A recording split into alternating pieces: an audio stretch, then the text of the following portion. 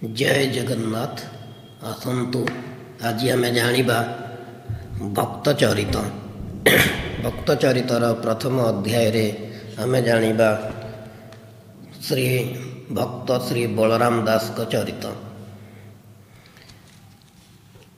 सूर्यदीप्त रंगीन प्रभातर एक मनोरम दृश्य। सबु प्रभात ठारू आजिर प्रभात अत्यंत आकर्षणीय और मनमुग्धकारी। ओडियार सरल प्राणरे प्रबल उद्दीपना। आज श्री गुंडीचा पृथ्वी प्रसिद्ध जगन्नाथ महाप्रभुंकर श्री गुंडीचा महोत्सव ओडिया प्राणरे खेलाई दिए अपूर्व उल्लास। रथे तु वामनम दृष्ट्वा पुनर्जन्म न विद्यते विश्वास से जगन्नाथंक उद्देश्य भक्तिपूत प्रणाम निवेदन करे। आज बड़दाण्ड कोलाहलमय। पृथ्वीर प्रतिकोणरू श्रीक्षेत्र बड़दाण्ड को लोकारण्यर सुଅ छुटी। जगन्नाथ आज पतित पावन बेशरे श्रीमंदिर रत्न सिंहासन त्याग करी भक्त मानंकु आलिंगन करिवे।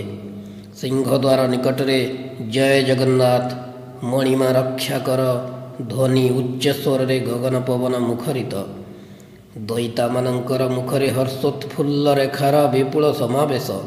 से माने आज जगन्नाथांकु पहंडी करिवे। एणे श्रीमंदिर अदूर नवीना नटनारी मदनिकार सुसज्जित दुईतल प्रासाद। ताहारी एक शांत सुंदर प्रकोष्ठरे मदनिकार मंदिर। आलिंगन पाशरे कवि बलराम संपूर्ण आत्मसमर्पण करथिले। कवि बलराम दास ओडियार संपूर्ण सुपरिचित। से थिले धर्मप्राण पंचसखा मध्य वयोज्येष्ठ ओ दांडी रामायण परी काव्य कोणार्कर प्रणेता। बाल्यकालरू दारुब्रह्म जगन्नाथंक प्रति तांकर हृदय भक्तिर निर्मल रसरे पूर्ण थिला। समस्त गुणरे विभूषित होई भी चंद्ररे कलंक परि से वेश्यासक्त थिले। आजिर पवित्र दिन मध्य से बोध होई निजको संयत करि पारि नथिले। तेणु प्रभातरू वेश्यागृह उपस्थित होई से वेश्या निकटरे अकुंठित चित्तरे निजको अर्पण करिथिले। क्रमे सिंहद्वार निकटरे कोलाहल बढ़िबाकु लागिला। अस्पष्ट घंटा ध्वनि स्पष्टतर हैला। सुदर्शन बलभद्र सुभद्रा और जगन्नाथ विपुल भक्त समावेश पहंडी होई सुसज्जित रथ निकटरे उपस्थित हेले। तत्परे द्वैता मानंकर बहु परिश्रम फल चतुर्धा मूर्ति रथ उपरे अवस्थान करी बड़दाण्डस्थ जनसमुद्र को करुणादृष्टि निक्षेप कले। हर्षोत्फुल्ल जनसमावेश पुरीर गजपति महाराजा आसी जेतेबेले छेरा पहरा करने लगिले सेतेबेले उत्कलीय जनता गर्वरे फुली उठुतिला। चलंती जगन्नाथंकर जयध्वनि बड़दाण्ड शब्दायित होइतिला। हठात बलराम शुणी पारिले घंटा ध्वनिर विपुल शब्द। एणे रथटଣା आरंभ होइछि। बलराम आउ बेसी समय वेश्यागृह रही पारिले नाही। तांकर शरीर बरड़ा पत्र परि थरिबाकु लागिला। चक्षुरु धार धार होई लुह झरी मुखमंडल आर्द्र कला। हृदयर भक्ति उत्स सते जेपरि तांकर खोली जाइथिला। से द्रुत गति वेश्यागृह बहिर्गत होई बड़दाण्डे उपनीत हेले एवं बहु कष्ट लोकारण्य अतिक्रम करी जगन्नाथंक नंदीघोष रथ निकटरे उपस्थित हेले। भक्त बलरामंकर भक्ति तन्मय और आत्मभरा होई सारिथिले। तांकर चक्षुद्वय थिला अश्रुपूर्ण और शरीर थिला घरमाप्लुत। सम्मुखरे भक्त प्रिय जगन्नाथ। सम्मुखरे भक्त प्रिय जगन्नाथ बड़ बड़ चकाडोला मेली से जेपरी अगणित भक्त समाज प्रति दृष्टि निक्षेप करुछंती ओ विशाल बाहुजुगल आंतरिक आलिंगन करिबा पाई आह्वान करुछंती। बलराम उन्मत्त होई काहारी को भ्रुक्षेप न करी नंदीघोष रथ उपर को उठिगले। हृदय कुह प्राणरे उन्मादन एवं मुखरे अविरत जय जगन्नाथ आर्त चित्कार। तांकर मस्तकरे विपर्यस्त घन कृष्ण केशराशि सुठाम गौर तनुर ସ୍ଥାନେ ସ୍ଥାନେ କୁମକୁମ ଓ ଅଳକ୍ତକର ଚିହ୍ନ। ମସୃଣ ଗଣ୍ଡ ଦେଶରେ ତାମ୍ବୁଳର ସିଠା ଏବଂ ଉତ୍ତରୀ ଶୂନ୍ୟ ସ୍କନ୍ଦ ଦେଶ ଦର୍ଶନ କରି ସେବକ ପଣ୍ଡାମାନଙ୍କ ମଧ୍ୟରେ ଚହଳ ପଡ଼ିଗଲା। ସେମାନେ କ୍ରୋଧରେ ଜର୍ଜରିତ ହୋଇ ବଳରାମଙ୍କୁ ତିରସ୍କାର ବାକ୍ୟରେ କହିଲେ, ଗଣ୍ଡେ ତୋ ତାମ୍ବୁଳର ଗାର, କୁଙ୍କୁମେ ଦେହ ଜର ଜର, ଅତି କଦର୍ଯ୍ୟ ତୋର କାଏ, ଦିଶୁଚି ଖଣ୍ଡ ଚିତ୍ର ପ୍ରାଏ। ସ୍ନାନ ଶୌଚ ତୋର ନାହିଁ, ଥିଲୁ ତୁ ବେଶ୍ୟା ଘରେ ଶୋଇ, କିମ୍ପା ତୁ ଚଢ଼ିଲୁ ରଥର, ବକତ ପଣ ପୋଡ଼ୁ ତୋର। କିଏ ବୋଲେ ତୋତେ ଅଜ୍ଞାନବନ୍ତ, ଦେଖ ହୋ ପ୍ରଭୁ ଜଗନ୍ନାଥ। ବ୍ରହ୍ମା ଇନ୍ଦ୍ରାଦି ଯାର ପାଦେ, ସେବା କରନ୍ତି ଅପ୍ରମାଦେ। ତାହାକୁ ତୋର ଭୟ ନାହିଁ, ଆସିଛୁ ସୂଚିବନ୍ତ ନୋହି। ତତ୍ପରେ ସେବକମାନେ ବଳାତ୍କାରରେ ବଳରାମଙ୍କୁ ରଥ ଉପରୁ ବହିଷ୍କାର କରି ରଥ ଶୋଧନରେ ଲାଗି ପଡ଼ିଲେ। ଲାଞ୍ଛିତ ଅପମାନିତ ହୋଇ ବଳରାମ ଆଉ ସେଠାରେ ରହିପାରିଲେ ନାହିଁ। ତାଙ୍କର ବ୍ୟଥାକୁଳ ହୃଦୟ କାନ୍ଦି ଉଠିଲା। କମ୍ପିତ ଶରୀରରେ ଅନର୍ଗଳ ଅଶ୍ରୁଧାର ଝରାଇ ସେ ସିନ୍ଧୁ ତଟରେ ବାଙ୍କି ମୁହାଣ ବାଲିକୁଦରେ ଉପସ୍ଥିତ ହେଲେ। ସେଠାରେ ସେ ସଯତ୍ନ ନିର୍ମିତ 3 ଗୋଟି ବାଲୁକା ରଥରେ ପ୍ରାଣପ୍ରିୟ ବିଗ୍ରହମାନଙ୍କୁ ପ୍ରତିଷ୍ଠିତ କରାଇ ଧ୍ୟାନସ୍ଥ ହୋଇପଡ଼ିଲେ। ଧ୍ୟାନମଗ୍ନ ପରେ ସେ ସଜଳ ନେତ୍ରରେ ଯୋଡ଼ହସ୍ତ ହୋଇ ଭଗବାନଙ୍କ ପ୍ରତି ଭକ୍ତିପୂର୍ତ୍ତ ପ୍ରାର୍ଥନା ନିବେଦନ କଲେ। ହରି ହୋ, ବାଲିରେ ତ୍ରିରଥ କରିଛି ମୁହିଁ, ସନ୍ତୋଷେ ବିଜୟ କର ଗୋସାଇଁ। ନାଥ ତୁ ସାରଥି ପଣେ ଯେ ଥାଉ, ରଥି ବୋଲାଇ ଯେଣେ ତେଣେ ଯାଉ। ହରି ହୋ, ହାତକେ ବାଗ ଆର ହାତେ ଛାଟ, ଦାସ ବଳରାମର ତୁହି ଆଣ୍ଟ। ହରି ହୋ, ଇନ୍ଦ୍ରଜାଲ ମାୟା କରୁଛି ମୋତେ, ଏ ମାୟା କଲେ କି ଡରଇ ତୋତେ। ନାଥ ମୁଁ ତୋ ତହୁଁ ନିର୍ଭୟ ଜାଣ, ମୋତେ ଦେଖାଇଣ ଲୋଡ଼ୁ ଯେ ଟାଣ। ହରି ହୋ, ତୋହ ମାୟାକୁ ନ ଡରଇ ମୁହିଁ, ଦାସ ବଳିଆ ତୋ ବୋଲେ ନ ଥାଇ। ହରି ହୋ, ମୁହିଁ ଦୀନ ଦୁଃଖୀ ହୀନ ପାମର, ନ ବସିଲି ସାଧୁ ଗୋଷ୍ଠୀ ସଙ୍ଗର। ନାଥ ମୁଁ କିଛି ହିଁ ଜାଣଇ ନାହିଁ, ତୋହରି ସେବା କରଇ ଗୋସାଇଁ। ହରି ହୋ, ନ ଜାଣିଲା ଲୋକେ କହି ନ ଦେଉ, ବଳିଆ ଦାସକୁ ଦଣ୍ଡ ଦିଆଉ। ହରି ହୋ, ମୁହିଁ ଯେବେ ନିଶ୍ଚୟ ହୁଅନ୍ତି ତୋର, କିମ୍ପାଇଁ କ୍ଷେତ୍ରୁ ଯେ ହୁଅନ୍ତି ବାହାର। ନାଥ ହୋ, ଏବେ ଯେ ଜାଣିଲି ମୁହିଁ, ତୋହର ଦୟା ଆଉ ମୋତେ ନାହିଁ। ତୁ ସିନା ମୋତେ ଛାଡ଼ିବୁ ଗୋସାଇଁ, ବଳରାମ ତୋତେ ଛାଡ଼ିବ ନାହିଁ। ଭକ୍ତର ଏଭଳି ଅଭିମାନ ମିଶା ଆକୁଳ ବିନତିରେ ଭଗବାନଙ୍କର ହୃଦୟ ଥରି ଉଠିଲା। ସେ ନନ୍ଦିଘୋଷ ରଥରୁ ଓହ୍ଲାଇ ଆସି ବଳଭଦ୍ର ଓ ସୁଭଦ୍ରାଙ୍କ ସହିତ ଉକ୍ତ ନିର୍ମିତ ବାଲିରଥରେ ବିଜେ କଲେ। ଯେତେବେଳେ ବଳରାମ ବାଲିରଥରେ ଭଗବାନଙ୍କର ଦିବ୍ୟ ମୂର୍ତ୍ତି ଦର୍ଶନ ପାଇଲେ, ସେତେବେଳେ ତାଙ୍କର ଆନନ୍ଦର ସୀମା ରହିଲା ନାହିଁ। ସେ ଭକ୍ତି ଗଦଗଦ ହୃଦୟରେ ଭଗବାନଙ୍କୁ ବାରମ୍ବାର ପ୍ରଣାମ କରି ଉଚ୍ଚ ସ୍ୱରରେ ଭଜନ ଗାନ କଲେ। ଧୀରେ ଧୀରେ ସମୁଦ୍ର ତଟରେ ଜନସମାଗମ ହେବାକୁ ଲାଗିଲା। ଭକ୍ତ ବଳରାମଙ୍କର ଭକ୍ତି ବିହ୍ୱଳ ଭକ୍ତିଭାବ ଦର୍ଶନ କରି ବଡ଼ଦାଣ୍ଡରୁ ସମୁଦ୍ର କୂଳକୁ ଲୋକାରଣ୍ୟର ସୁଅ ଛୁଟିଲା। ଏଣେ ରଥଟଣା କାର୍ଯ୍ୟରେ ଏକ ବ୍ୟୁତ୍ପାତ ସୃଷ୍ଟି ହେଲା। ଯେତେ ଚେଷ୍ଟା କଲେ ମଧ୍ୟ ରଥ ମୋଟେ ହେଲେ ଚାଲିଲା ନାହିଁ। ଲୋକମାନେ ଟାଣି ଟାଣି ଶେଷରେ ବିରକ୍ତ ଓ ନିରସ୍ତ ହୋଇଗଲେ।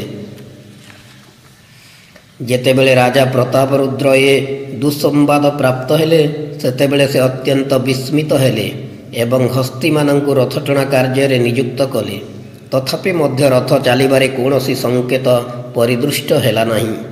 ଏପରି ଶୁଭ କାର୍ଯ୍ୟରେ ଅଶୁଭର ସୂଚନା ପାଇ ରାଜା ସେବକମାନେ ଅତ୍ୟନ୍ତ ଭୟଭୀତ ହୋଇପଡ଼ିଲେ। ରଥ ନ ଚାଲିବାରେ ଜଗନ୍ନାଥଙ୍କର ଯେ କି ଅଭିପ୍ରାୟ ଅଛି, ତାହା ସେମାନେ ଅନୁସନ୍ଧାନ କରିପାରିଲେ ନାହିଁ।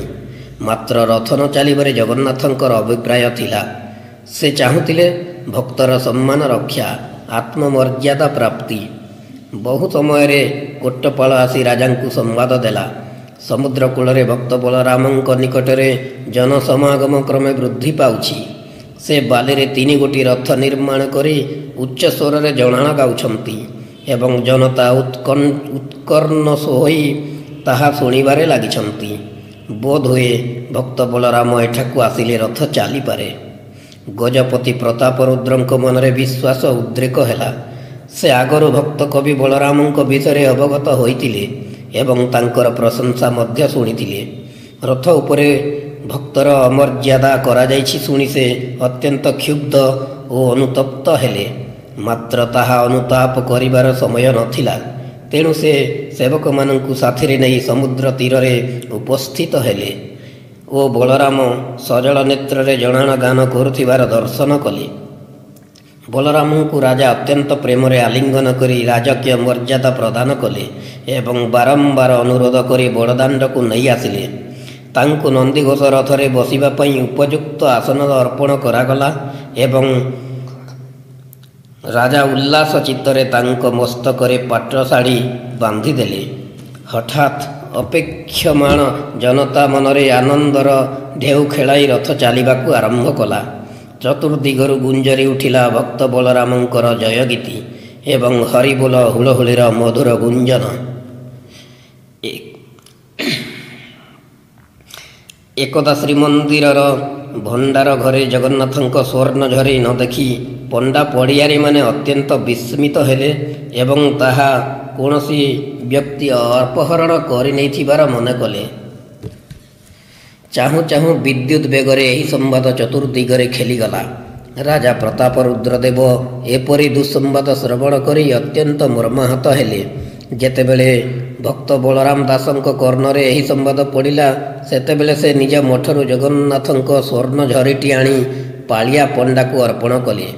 ଚତୁର୍ଦିଗରେ ବଳରାମ ଚୋର ବୋଲି ପ୍ରଚାରିତ ହୋଇଗଲା ଏବଂ ଚୋର ବିବେଚିତ ହୋଇ ଭକ୍ତ ବଳରାମ ରାଜାଙ୍କ ନିକଟକୁ ଧରା ହୋଇ ଆସିଲେ। ନିଷ୍କଳଙ୍କ ସାଧକ ବଳରାମଙ୍କ ଚରିତ୍ରରେ ହୀନ ଚୌର୍ଯ୍ୟବୃତ୍ତି ଦର୍ଶନ କରି ରାଜା ପ୍ରତାପ ରୁଦ୍ର ଅତ୍ୟନ୍ତ ଦୁଃଖିତ ହେଲେ। ତାହାଙ୍କ ଉପରେ ବିରକ୍ତ ପ୍ରକାଶ ପୂର୍ବକ ଭବିଷ୍ୟତରେ ଏପରି ହୀନ ଚୌର୍ଯ୍ୟବୃତ୍ତି ଅବଲମ୍ବନ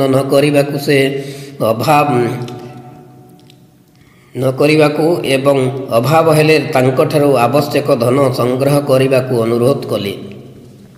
ଏପରି ମିଥ୍ୟା ନିନ୍ଦାରେ ବଳରାମ ଯନ୍ତ୍ରଣା ଅନୁଭବ କରି କ୍ରନ୍ଦନ କରିବାକୁ ଲାଗିଲେ।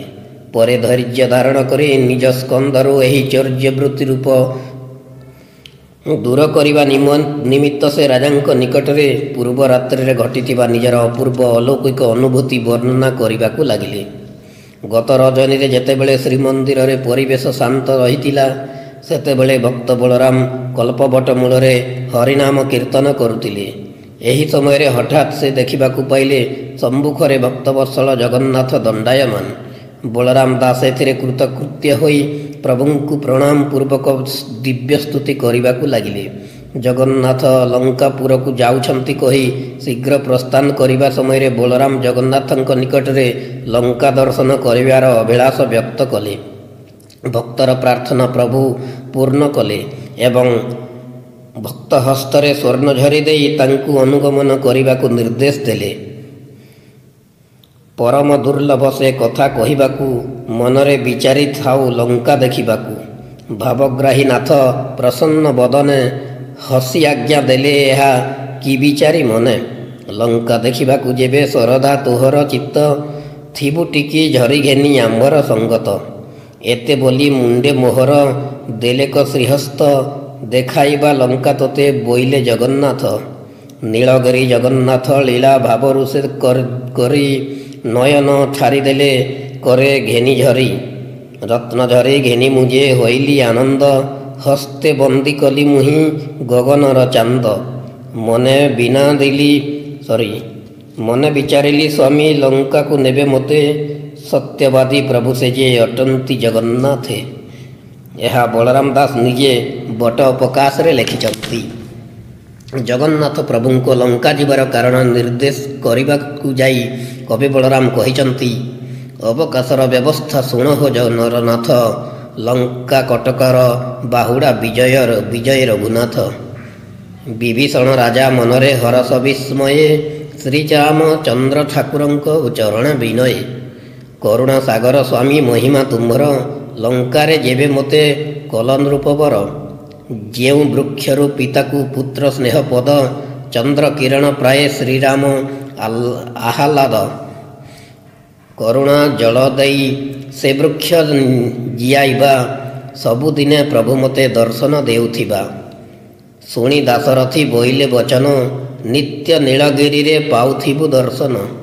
ଦ୍ୱାଦଶ ଯାତ୍ରା ଆମର ଦକ୍ଷିଣ ମୂର୍ତ୍ତି ବେଳେ, ତୁହ ବିଭୀଷଣ ଦର୍ଶନ କରିବୁ ତେତେବେଳେ, ଭାବକୁ ନିକଟ ନହୁ ଆମ୍ଭେ ତୁର, ଭାବର ସତ୍ୟ ଆମ୍ଭେ ଯିବୁ ତୋର ପୁର। ଅମୋହ ଆଜ୍ଞା ଦେଇଥିଲେ ସେତେବେଳେ, ତେଣୁକରି ଏବେ ଲଙ୍କାପୁରକୁ ବିଜେ କଲେ। ଏହା ବଟ ଅବକାଶରୁ ଉଦ୍ଧୃତ ହୋଇଛି। ଜଗନ୍ନାଥଙ୍କର ନିର୍ଦ୍ଦେଶ ଶିରୋଧାର୍ଯ୍ୟ କରି ବଳରାମ ସ୍ୱର୍ଣ୍ଣଝରି ହସ୍ତରେ ତାହାଙ୍କର ଅନୁସରଣ କଲେ। ବଟବୃକ୍ଷଠାରୁ ସମୁଦ୍ର ପର୍ଯ୍ୟନ୍ତ ବିଭିନ୍ନ ସାଜସଜ୍ଜା ହେଲା। ଶିବ, ବ୍ରହ୍ମ, ଇନ୍ଦ୍ର, ଇନ୍ଦ୍ରାଣୀ, କାମଦେବ, ଅଗ୍ନି, ଯକ୍ଷ, ରକ୍ଷ, କିନ୍ନର, ନାଗ, ସୁର ଆଦି ସର୍ବ ଦେବାଦେବୀଗଣ ରାସ୍ତାର ଦୁଇ କୂଳରେ ଛିଡ଼ା ହୋଇ ଜଗନ୍ନାଥଙ୍କର ଜୟଗାନ ଓ ସ୍ତୁତି କଲେ ଏବଂ ପୁଷ୍ପ ବିଞ୍ଚିବାକୁ ଲାଗିଲେ। ସମୁଦ୍ର ଅତିକ୍ରମ କରି ଜଗନ୍ନାଥ ପ୍ରେମୀ ଭକ୍ତ ବଳରାମଙ୍କ ସହିତ ଲଙ୍କାରେ ଉପସ୍ଥିତ ହେଲେ। ସେଠାରେ ବିଭୀଷଣ ପ୍ରଭୁଙ୍କର ଦର୍ଶନ ପାଇ ନିଜକୁ କୃତାର୍ଥ ବୋଧ କଲେ ଏବଂ ଦିବ୍ୟସ୍ତୁତି ଗାନ କରି ଦେବାଙ୍ଗ ବସ୍ତ୍ର, କଲା ମଲ୍ଲି ଫୁଲର ହାର ଓ ମୁକ୍ତାମାଳି ପ୍ରଭୃତି ତାହାଙ୍କୁ ଉପହାର ଦେଇ ବାରମ୍ବାର ପ୍ରଣାମ କଲେ। ଜଗନ୍ନାଥ ହର୍ଷୋତ୍ଫୁଲ୍ଲ ବଦନରେ ତାହା ଗ୍ରହଣ କରି ବିଭୀଷଣକୁ ଛୁରୀ, ଖଣ୍ଡା ଇତ୍ୟାଦି ପ୍ରଦାନ କଲେ। ପ୍ରବେଶୀ ବିଭୀଷଣ ଦର୍ଶନ ଆସି କଲେ। ଦେବାଙ୍ଗ ବସ୍ତ୍ର କଲାମଲ୍ଲି ନିଉଚ୍ଛାଲି କଲେ। ନାନା ବର୍ଣ୍ଣ ଧରଇ ସେ ଲଙ୍କା ପୁଷ୍ପ ଗୋଟି, ନୂଆ ନବୀନ ବାସବମଳ ମନ ତୁଟି। ତାରାବଳୀ ମୁକ୍ତା ଝଲକିତ ପେଣ୍ଡା, ବିଭୀଷଣ ହସ୍ତରେ ପ୍ରଭୁ ଦେଲେ ଛୁରୀ ଖଣ୍ଡା। ଲଙ୍କାରୁ ପ୍ରଭୁଙ୍କ ସହ ପ୍ରତ୍ୟାବର୍ତ୍ତନ କରିବା ସମୟରେ ବଳରାମ ଅତ୍ୟନ୍ତ ଭାବବିହ୍ୱଳ ହୋଇପଡ଼ିଥିଲେ ଏବଂ ଭାବରେ ଭୋଳ ହୋଇ ନିଜର ମଠରେ ପ୍ରବେଶ କଲେ। ସେ ହରିପ୍ରେମରେ ଏପରି ମଜ୍ଜି ଯାଇଥିଲେ ଯେ ପ୍ରଭୁଙ୍କର ସ୍ୱର୍ଣ୍ଣଝରି ତାଙ୍କଠାରେ ଥିବା କଥା ସମ୍ପୂର୍ଣ୍ଣ ଭୁଲିଗଲେ। ଫଳରେ ସ୍ୱର୍ଣ୍ଣଝରି ଆଉ ପ୍ରଭୁଙ୍କୁ ଫେରାଇ ପାରିଲେ ନାହିଁ। ଅର୍ଦ୍ଧରଜନୀର ଶାନ୍ତ ପରିବେଶ ମଧ୍ୟରେ ଜଗନ୍ନାଥ ଦକ୍ଷିଣ ଦ୍ୱାର ଦେଇ ଶ୍ରୀମନ୍ଦିରରେ ପ୍ରବେଶ କଲେ। ପଛକତି ସେବାରେ ମୁହିଁ ଯେ ଥିଲି ଝରି ଘେନି, ବାହୁଡ଼ି ଆସନ୍ତେ ବହୁତ ବେଳ ହୋଇଗଲା ରଜନୀ। ତେଣୁକରି ଝରି ସିନା ରହିଲା ମୋର ମଠ, ଏ କଥାକୁ ନୃପତି ହୋ ତୁମେ ପାଉଅଛ ହଟ।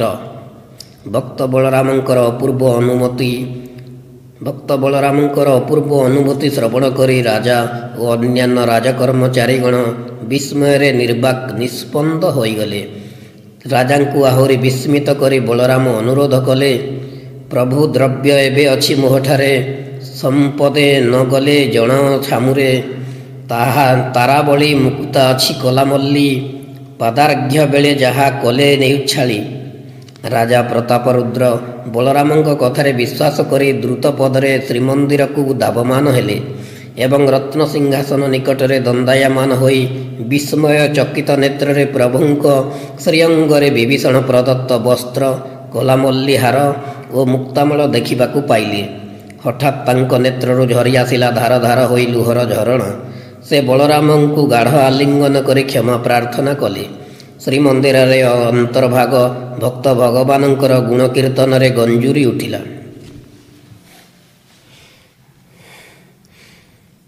ପରେ ରାଜାଙ୍କ ଆଦେଶରେ ଜଗନ୍ନାଥଙ୍କ ଶ୍ରୀଅଙ୍ଗରେ ଲାଗି ହୋଇଥିବା ବିଭୀଷଣ ପ୍ରଦତ୍ତ ଉପହାରମାନ ଭଣ୍ଡାର ଗୃହରେ ରକ୍ଷିତ ହୋଇ କାଳ କାଳକୁ ବଳରାମଙ୍କର ଅମର ସ୍ମୃତି ରଖିଦେଇଗଲା। ଆଜି ସେହି ସ୍ମୃତିର ପ୍ରକୃଷ୍ଟ ପ୍ରମାଣ ବଳରାମ ଦାସକୃତ ବଟ ଅବକାଶ କାବ୍ୟ। ବଳରାମଙ୍କ ଜୀବନରେ ଅନ୍ତିମ ଅଧ୍ୟାୟ। ଥରେ ବଳରାମ ଲକ୍ଷ୍ମୀନାରାୟଣଙ୍କର ରାତ୍ରି ବିହାର ଦର୍ଶନ କରିବା ପାଇଁ ଇଚ୍ଛା ପ୍ରକାଶ କଲେ। ତାଙ୍କର ଏହି ଇଚ୍ଛା ପୂର୍ଣ୍ଣ କରିବା ପାଇଁ ସେ ଗରୁଡ଼ ସ୍ତମ୍ଭ ନିକଟରେ ଥାଇ ଜଗନ୍ନାଥଙ୍କୁ ଭକ୍ତି ଗଦ୍ଗଦ କଣ୍ଠରେ ଅନୁରୋଧ କଲେ। ଭଗବାନ ଯିଏ ଭକ୍ତର ଭକ୍ତି ଓ ପ୍ରେମ ଫାଶରେ ବନ୍ଧା, ସେ ଭକ୍ତର ଅଭିଷ୍ଟ ପୂରଣ କରିବା ପାଇଁ ପ୍ରତିଶ୍ରୁତି ପ୍ରଦାନ କଲେ। ମାତ୍ର ଯେତେବେଳେ ଜଗଜ୍ଜନନୀ ଲକ୍ଷ୍ମୀ ଏହି ସମ୍ବାଦ ପ୍ରାପ୍ତ ହେଲେ, ସେ କ୍ରୋଧରେ ଜର୍ଜରିତ ହୋଇପଡ଼ିଲେ। ପୁତ୍ର ତୁଲ୍ୟ ତାଙ୍କର ଭକ୍ତ ଏପରି ଅସମ୍ଭବ ଦର୍ଶନରେ ମନ ବଳାଇଥିବାରୁ ସେ ଧୈର୍ଯ୍ୟଚ୍ୟୁତ ହୋଇପଡ଼ିଥିଲେ। ମାତ୍ର ଜଗନ୍ନାଥ ଯେତେବେଳେ ତାଙ୍କୁ ଅନୁମତି ଦେଇଛନ୍ତି, ସେ କଥା ଅନ୍ୟଥା ହେବାର ନୁହେଁ। ସେ ଅବଶ୍ୟ ତାହା ଦର୍ଶନ କରିବେ। ତଥାପି କ୍ରୋଧାନ୍ୱିତ ହୋଇ ଲକ୍ଷ୍ମୀ ସ୍ୱପ୍ନରେ ବଳରାମଙ୍କୁ ଅଭିଶାପ ପ୍ରଦାନ କଲେ। ବଳରାମ, ତୁମେ ମୋର ଭକ୍ତ। ସନ୍ତାନ ହୋଇ ପିତାମାତାଙ୍କର ଦିବ୍ୟଲୀଳା ଦର୍ଶନ କରିବା କି ସମ୍ଭବ ହୋଇପାରେ? ତୁମ ହୃଦୟରେ ଏଭଳି ଅସମ୍ଭବ ବାସନା ଜାତ ହୋଇଥିବାରୁ ତୁମେ ଏକ ଲମ୍ପଟ, ତୁମେ ଏକ କୁଳାଙ୍ଗାର। ମୁଁ ଇଚ୍ଛା କରିଥିଲେ ଅଭିଶାପ ଦେଇ ତୁମକୁ ଭସ୍ମ କରିଦେଇଥାନ୍ତି, ପୃଥିବୀ ବକ୍ଷରୁ ଲୁଚାଇ ଦେଇଥାନ୍ତି ତୁମର ନାମ। ମାତ୍ର ଜଗନ୍ନାଥ ତୁମର ଅଭୀଷ୍ଟ ପୂରଣ କରିଛନ୍ତି। ମୁଁ ତାଙ୍କର ଇଚ୍ଛାକୁ ଅବମାନନା କରିବାକୁ ଚାହେଁନା। ମାତ୍ର ତୁମ ପ୍ରତି ମୋର ଏତିକି ଅଭିଶାପ ବଳରାମ, ତୁମେ ଭକ୍ତ ହିସାବରେ ସବୁକିଛି ପାଇଲେ ମଧ୍ୟ ଶେଷ ଜୀବନରେ ଆଉ ଶ୍ରୀକ୍ଷେତ୍ର ପାଇବ ନାହିଁ। ହଠାତ୍ ବଳରାମଙ୍କର ନିଦ୍ରା ଭଙ୍ଗ ହେଲା। ସେ ଚକିତ ନେତ୍ରରେ ଚତୁର୍ଦିଗକୁ ଦୃଷ୍ଟି ନିକ୍ଷେପ କଲେ। ଏକ ଅପ୍ରୀତିକର ଭୟରେ ତାଙ୍କ ହୃଦୟ ଥରି ଉଠିଲା। ଲୋତକର ଅଜସ୍ର ବନ୍ୟା ଛୁଟାଇ ସେ ଜଗନ୍ନାଥଙ୍କୁ ଏହାର ପ୍ରତିକାର ନିମନ୍ତେ ପ୍ରାର୍ଥନା କଲେ। ଭକ୍ତର ଆକୁଳ ପ୍ରାର୍ଥନାରେ ଜଗନ୍ନାଥ ତାଙ୍କର ନିକଟରେ ଆବିର୍ଭୂତ ହୋଇ କହିଲେ, ବଳରାମ ଦୁଃଖ କର ନାହିଁ। ଲକ୍ଷ୍ମୀ ଯେତେବେଳେ ଏ ଅଭିଶାପ ତୁମକୁ ଦେଇଛନ୍ତି ତାହା ଅବଶ୍ୟ ଭୋଗ କରିବାକୁ ପଡ଼ିବ। ତଥାପି ମୁଁ ନିର୍ଦ୍ଦେଶ ଦେଉଛି, ତୁମେ ଗ୍ରାମକୁ ଫେରିଯାଅ। ସେଠାରେ ଗୋଟିଏ ମନ୍ଦିର ନିର୍ମାଣ କରାଇ ଜଗନ୍ନାଥ, ବଳଭଦ୍ର ଓ ସୁଭଦ୍ରାଙ୍କୁ ପ୍ରତିଷ୍ଠା କର। ଗ୍ରାମରେ ରହି ମୋର ଆଶୀର୍ବାଦ ଫଳରେ ତୁମେ ଶ୍ରୀକ୍ଷେତ୍ରରେ ରହିବାର ଫଳ ଲାଭ କରିବ। ଜଗନ୍ନାଥଙ୍କ ଆଦେଶକୁ ଶିରଧାର୍ଯ୍ୟ କରି ଭକ୍ତ ବଳରାମ ନିଜ ଗ୍ରାମ ଏରବଙ୍ଗକୁ ଫେରି ଆସିଲେ। ସେଠାରେ ସେ ବହୁ ଚେଷ୍ଟାରେ ଏକ ମନ୍ଦିର ତୋଳାଇ ରହିଲେ। ତହିଁରେ ଜଗନ୍ନାଥ, ବଳଭଦ୍ର, ସୁଭଦ୍ରାଙ୍କୁ ସ୍ଥାପନ କଲେ ଏବଂ ତାଙ୍କ ପାଇଁ ଜମିବାଡ଼ି ଖଞ୍ଜାଇ ଦେଲେ। ମନ୍ଦିରରେ ଠାକୁରମାନଙ୍କର ସେବା କରିବା ପାଇଁ ପଣ୍ଡା ପଡ଼ିଆରୀମାନେ ମଧ୍ୟ ନିଯୁକ୍ତ ହେଲେ। ପୁରୀ ଶ୍ରୀମନ୍ଦିରରେ ପାଳିତ ହେଉଥିବା ନିୟମ ଅନୁସାରେ ଏଠାରେ ପ୍ରତିଦିନ 12 ଧୂପ, 13 ଅବକାଶ ଏବଂ ଅନ୍ୟାନ୍ୟ ସମସ୍ତ ରୀତିନୀତି ଯଥା ନିୟମରେ ପାଳିତ ହେଲା। ତଥାପି ବଳରାମ ଶ୍ରୀକ୍ଷେତ୍ରର ସ୍ମୃତି ଭୁଲି ପାରିଲେ ନାହିଁ। ସେ ପ୍ରତିଦିନ ସକାଳେ ପୁରୀ ଯାଇ ସନ୍ଧ୍ୟା ଆରତି ଦର୍ଶନ ପରେ ଗୃହକୁ ପ୍ରତ୍ୟାବର୍ତ୍ତନ କରିବାକୁ ଲାଗିଲେ। ଗୃହକୁ ଫେରିବା ପରେ ସେ ହବିଷ୍ୟାନ୍ନ ଭୋଜନ କରୁଥିଲେ। କ୍ରମେ ବାର୍ଦ୍ଧକ୍ୟର ବାରୁଣ କୋଷାଘାତ ତାଙ୍କୁ ଜର୍ଜରିତ କରି ତାଙ୍କର ଶରୀରକୁ ଦୁର୍ବଳ କରି ପକାଇଲା। ସେ ଆଉ ଜଗନ୍ନାଥ ପୁରୀକୁ ଯାଇପାରିଲେ ନାହିଁ। ମାତ୍ର ଜଗନ୍ନାଥଙ୍କର ସନ୍ଧ୍ୟା ଆରତି ବିନା ଯେ ତାଙ୍କର ଭୋଜନ ଅସମ୍ଭବ। କ୍ରମେ ଅନାହାରରେ ସେ କ୍ଷୀଣରୁ କ୍ଷୀଣତର ହେବାକୁ ଲାଗିଲେ। ପ୍ରେମୀ ଭକ୍ତର ଏପରି ଦାରୁଣ ଯନ୍ତ୍ରଣାରେ ଜଗନ୍ନାଥଙ୍କର ରତ୍ନ ସିଂହାସନ ଥରିବାକୁ ଲାଗିଲା। ସେ ଭକ୍ତ ନିକଟରେ ଉପନୀତ ହୋଇ କହିଲେ, ବଳରାମ, ପ୍ରତିଦିନ ସନ୍ଧ୍ୟା ଆଳତି ସମୟରେ ତୁମେ ଗ୍ରାମ ମନ୍ଦିରରେ ମୋର ଦର୍ଶନ ଲାଭ କରିବ। ତାହା ହିଁ ହେଲା। ପ୍ରତିଦିନ ସେ ଗ୍ରାମସ୍ଥ ଜଗନ୍ନାଥ ମନ୍ଦିରରେ ଜଗନ୍ନାଥ, ବଳଭଦ୍ର ଓ ସୁଭଦ୍ରାଙ୍କର କମନୀୟ ମୂର୍ତ୍ତି ଦେଖିବାକୁ ପାଇଲେ। ତତ୍ପରେ ସେ ହବିଷ୍ୟାନ୍ନ ଭୋଜନ କରି ହରିପ୍ରେମରେ ମଜ୍ଜି ରହିଲେ। କିଛି ଦିନ ପରେ ବଳରାମ ଶଯ୍ୟାଶାୟୀ ହୋଇପଡ଼ିଲେ। ତାଙ୍କର ମୃତ୍ୟୁ ସମୟ ଯେପରି ନିକଟରୁ ନିକଟତର ହେଉଥିଲା। ସେ ଲକ୍ଷ୍ମୀଙ୍କର ଅଭିଶାପ ମନେ ପକାଇ ଅତ୍ୟନ୍ତ ଦୁଃଖିତ ହେଲେ ଏବଂ ମନେ ମନେ ଲକ୍ଷ୍ମୀଙ୍କୁ ତାଙ୍କର ଅପରାଧ ପାଇଁ କ୍ଷମା ପ୍ରାର୍ଥନା କଲେ। ହଠାତ୍ ଦିନେ ବଳରାମଙ୍କ ମନରେ ଜାଗ୍ରତ ହେଲା ଶ୍ରୀକ୍ଷେତ୍ରରେ ପଦାର୍ପଣ କରିବାର ପ୍ରବଳ ପିପାସା। ବହୁ ମନଃଶକ୍ତି ସଂଗ୍ରହ କରି ସେ ତାଙ୍କର ଝାଳ, ଲୁଗାପଟା ଓ ବାଡ଼ି ଖଣ୍ଡିଏ ଧରି ଗୃହରୁ ବାହାରି ପଡ଼ିଲେ। ଅଦୂରରେ କୁଶଭଦ୍ରା ନଦୀ ପାର ହୋଇ ଯିବାକୁ ହେବ। ତଥାପି ବଳରାମଙ୍କର ମନରେ ଅପୂର୍ବ ସାହସ ଜାଗି ଉଠୁଥିଲା। ସେତେବେଳକୁ ସୂର୍ଯ୍ୟ ଆକାଶର କିଛି ଉପରକୁ ଉଠି ସାରିଥିଲେ। ସୂର୍ଯ୍ୟ ରଶ୍ମି ପ୍ରାପ୍ତ ହୋଇ କଅଁଳିଆ ପତ୍ରମାନ ମନୋରମ ଦୃଶ୍ୟ ସୃଷ୍ଟି କରି ନାଚିବାରେ ଲାଗିଲେ। ପୁଷ୍ପଗୁଚ୍ଛର ପାଖୁଡ଼ାମାନ ନବଦିନର ଆହ୍ୱାନରେ ହସି ହସି ବାୟୁକୂଳରେ ସନ୍ତରଣ କରୁଥିଲେ। ବଳରାମ କୁଶଭଦ୍ରା ନିକଟରେ ଉପସ୍ଥିତ ହେଲେ। ନଈରେ ସ୍ନାନ କରିବା ଇଚ୍ଛାରେ ସେ ବନ୍ଧ ଉପରୁ ନଈପଠାକୁ ଅବତରଣ କଲେ। ମାତ୍ର ହଠାତ୍ ତାଙ୍କ ଶରୀର ଅବସନ୍ନ ହୋଇପଡ଼ିଲା। ସେ ଆଉ ଖୋଜେ ମାତ୍ର ଆଗେଇ ପାରିଲେନି। ସେ ବାଲି ଉପରେ ନିଃସହାୟ ହୋଇ ପଡ଼ିଗଲେ। ତାଙ୍କର ମନେ ହେଲା ସେହି କ୍ଷଣ ହିଁ ତାଙ୍କର ପ୍ରାଣବାୟୁ ଉଡ଼ିଯିବ। ସେ ଶୋକ ଗଦଗଦ ହୋଇ ଜଗନ୍ନାଥ, ଜଗନ୍ନାଥ ଚିତ୍କାର କରିବାକୁ ଲାଗିଲେ। ଦୂରରେ ଥାଇ ମଧ୍ୟ ଭଗବାନ ଭକ୍ତର ଡାକ ଠିକ୍ ଶୁଣିପାରିଲେ। ସେ ଦିନେ ତ ପୁଣି ଶୁଣିପାରିଥିଲେ ଦ୍ୱାରକାରେ ଥାଇ ହସ୍ତିନା ରାଜସଭାର ଦ୍ରୌପଦୀର ଆର୍ତ୍ତ ଚିତ୍କାର। ଲକ୍ଷେ ଯୋଜନ ଦୂରରେ ଥାଇ ସେ ତ ପୁଣି ଶୁଣିପାରିଥିଲେ ଗଜରାଜର ଆକୁଳ ଆହ୍ୱାନ। ଦିବ୍ୟ ଆଲୋକରେ ଭକ୍ତର ସମ୍ମୁଖରେ ଆକାଶ ଉଦ୍ଭାସିତ ହୋଇ ଉଠିଲା। କିଛି କ୍ଷଣ ପରେ ଦେଖାଗଲା ପକ୍ଷୀରାଜ ଗରୁଡ଼ ଉପରୁ ଓହ୍ଲାଇ ଲକ୍ଷ୍ମୀ ଏବଂ ନାରାୟଣ ଭକ୍ତ ସମ୍ମୁଖରେ ଦଣ୍ଡାୟମାନ ହେଲେ। ଭକ୍ତଙ୍କର ସେତେବେଳକୁ ପାଟି ପଡ଼ିଯାଇଥିଲା। ତେଣୁ ସେ କିଛି କହି ନପାରି କେବଳ ହାତ ଦ୍ୱୟ ଯୋଡ଼ି ଲକ୍ଷ୍ମୀ ନାରାୟଣଙ୍କର ଉଦ୍ଦେଶ୍ୟରେ ଭକ୍ତିପୂତ ପ୍ରଣାମ ଜଣାଇଲେ। ଲକ୍ଷ୍ମୀ ଯେପରି ନିଜର ଅଭିଶାପ ସଫଳ ହେବାର ଉତ୍ଫୁଲ୍ଲ ହୋଇ ଉଠିଥିଲେ। ଗର୍ଭଗଞ୍ଜନ ନାରାୟଣ ଲକ୍ଷ୍ମୀଙ୍କର ଗର୍ବ ଚୂର୍ଣ୍ଣ କରିବା ନିମିତ୍ତ ଲକ୍ଷ୍ମୀଙ୍କ ଦିଗକୁ ଦୃଷ୍ଟି ନିକ୍ଷେପ କରି କହିଲେ, ତୁମେ ଭୁଲ କରିଛ ଲକ୍ଷ୍ମୀ। ତୁମେ ଭାବିଛ ଯେ ତୁମର ଅଭିଶାପ ସତ୍ୟରେ ପରିଣତ ହେଲା। ତୁମ ଅଭିଶାପ ଫଳରେ ବଳରାମ ଶ୍ରୀକ୍ଷେତ୍ରରେ ପ୍ରବେଶ କରିପାରିଲେ ନାହିଁ। ତା ନୁହେଁ ପ୍ରିୟେ।